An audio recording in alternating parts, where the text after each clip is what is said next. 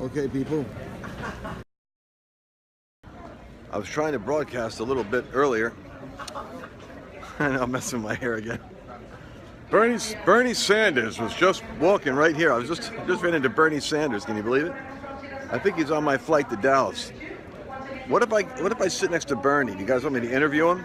You know, he's 2 doors down from the Center for National Renewal, which I'm working with on 2nd Street in Washington, D.C. He's got the revolution going down there, 2 doors down. I'm working on a reformation 2 doors up. I think between the two of us, to get a revolution and reformation, we're both going to fight for the millennials. We have to have a voice for the millennials. I'm convinced the millennials haven't got a clue what socialism is. If they did, they'd run from Bernie like the plague. Nice guy, he's an older guy, he's a Jewish guy, but he doesn't know what he's talking about. So, what I'm saying to you is I came from the National Prayer Breakfast. So let me go back to Annabelle. I want to get her opinion on this. So I'm reading the, we got to deal with all this. This is what I hate about the airport. You hear that noise in the background? Blah, blah, blah, blah, blah. Constant. Someday I'm going to have a jet or a plane and I'll be able to fly sanely. In the meantime, I'll fall amongst my people, travel with the Sanders of the world. Here's the deal.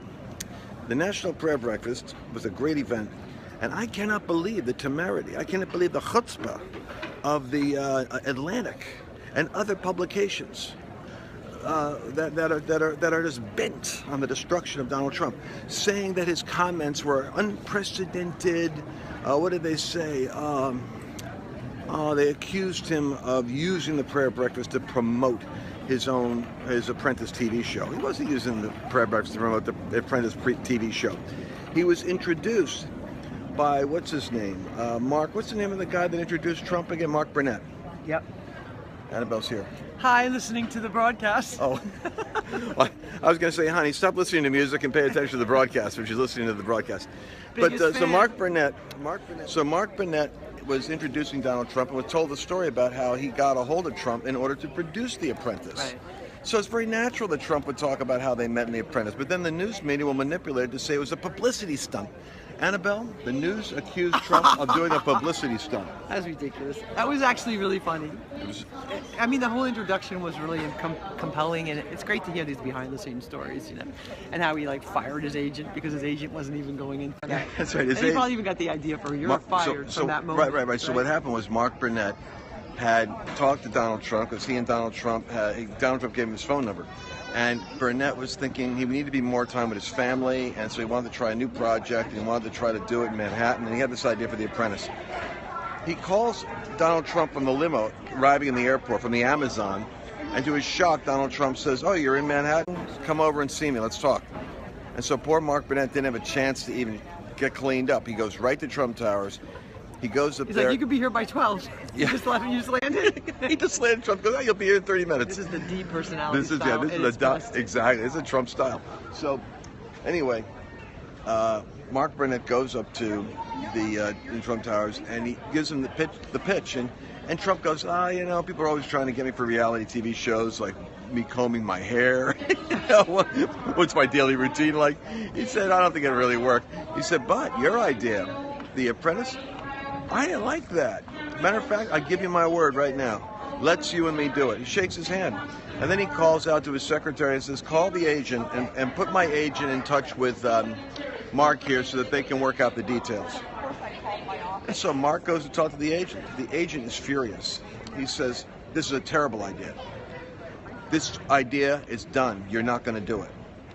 And Mark goes back sheepishly and says, just hear the NO. To Mr. Trump, he says, your agent rejected the idea. And at that moment, there's a little confusion over exactly what happened next, but it ended up that agent got terminated. And Trump did the deal directly with Mark Burnett. I think that's where they got that idea for you're fired. That was the biggest thing right on that show. You're fired. Right, you're fired because the agent got fired for saying no. He was the first fruits of the firing process. Anyway, what I want to say is the prayer breakfast was a great event. And the things that Donald Trump said that were important and memorable were that he pointed out. Wait, just to finish the thought, the reason that the media must have said something is because he did have. Remember when you said, "Uh-oh, he's getting off." I did. Well, I did. I was praying for him. We had to go in tongues there. Well, honey, you don't have to go Pentecostal on the broadcast, but I mean. No, I told him. We interceded. we were starting to pray for the president, because he starts comparing himself to Arnie Schwarzenegger. Oh no, he went down the. You know what? He went down the wrong You know, he's road. like a family member. You ever have a family member that's doing great, and all of a sudden they get on the wrong subject, or the subject they shouldn't talk about at the dinner party, and it's like, I'm rooting because I know his heart. I know he's not going to do anything totally crazy, but he got off a little bit on Arnold because he's so competitive, and he's upset with the ratings.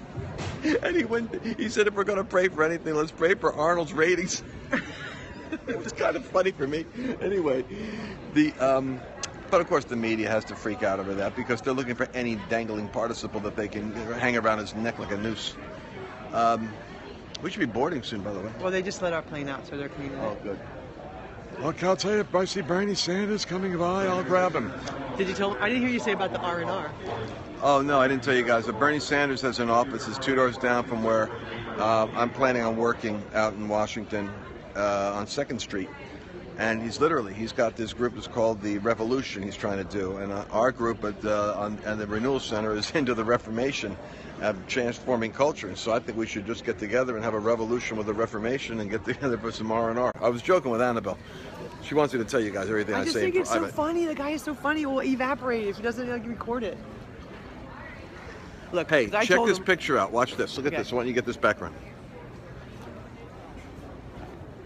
Hold it. Well, you can come. Oh, Annabelle's going to stay there because she's got the luggage. Look at this. Hi, this is Lance, your man on location. What do you think? Isn't this more iconic? I should do my broadcast from here. Hi, this is Lance at the Jefferson Memorial. What that is? Yeah, I think it's Jefferson. Anyway, that's a great little backdrop. Don't you love it? Come on. It's a low budget production, people. We have to improvise constantly. So anyway, what I want you to know is that we're on the job, working here in Washington, looking out for your interests. The National Prayer Breakfast was great. The great thing about the National Prayer Breakfast, of course, is the international flavor of the people. They had 800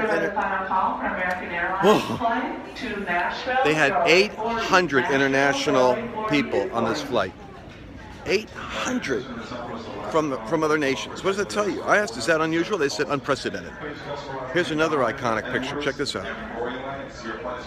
Hi, this is Lance coming to you live from Washington. Do I look like I'm at the Lincoln Memorial? Okay. I'm sorry it's so noisy here. I will. I'll get you guys posted from my next location. But I want to talk to you about what's going on in Washington, what's going on in the world. I met with some Arab leaders. I met with some great business people, some great CEOs, and I think that there's a catalytic moment in history. But I'll talk to you when we get back. Anything you want to say, baby? I want to ask a question, so talk for a minute, and I'm going to bring up this question like my sister's asking me about. Oh, no. Annabelle's sister. Annabelle, research. you know what? Everyone has liberals in their family tree, right? Everyone has family members that are like a little bit politically wired, hostile. I just want to make sure that I'm trying to avoid controversy with the family. But Annabelle, I said to Annabelle to go to you guys with this problem because she's having a debate with someone she doesn't want to fight with. Okay. No, but I have to just know where to get the right resources so I can know the real truth of what's going on. Okay, so the coal debris is going to be poisoning the waterways. Coal debris. Not the coal not debris like the cul-de-sac, but the COAL, coal byproduct or debris from Donald Trump reinvigorating the coal industry is going to poison. Go ahead. Well, it's the waterways, and that she said that Congress is just lifting the regulations designed to keep our rivers free from industrial pollutants. Is Congress really lifting regulations designed to keep rivers free from industrial pollution? I doubt it. Like, why would they Is the coal industry going to be leaking into your Philadelphia water supply?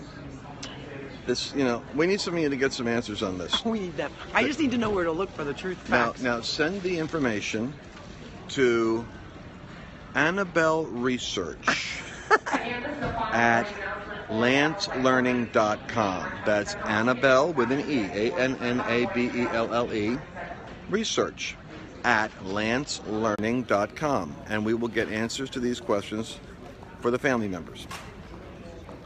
Thank you for your participation in this matter. Then we're going to all learn the answers to these questions, okay? All right. I'll talk to you guys shortly. I'll go. By the way, I read your comments after every broadcast. I can't keep up with them because See how he squints? I don't even try. I have trifocals. I can't see that. I'll read your comments and see what you guys are saying. All right. Wiedersehen. Auf Wiedersehen from Washington. Bye bye.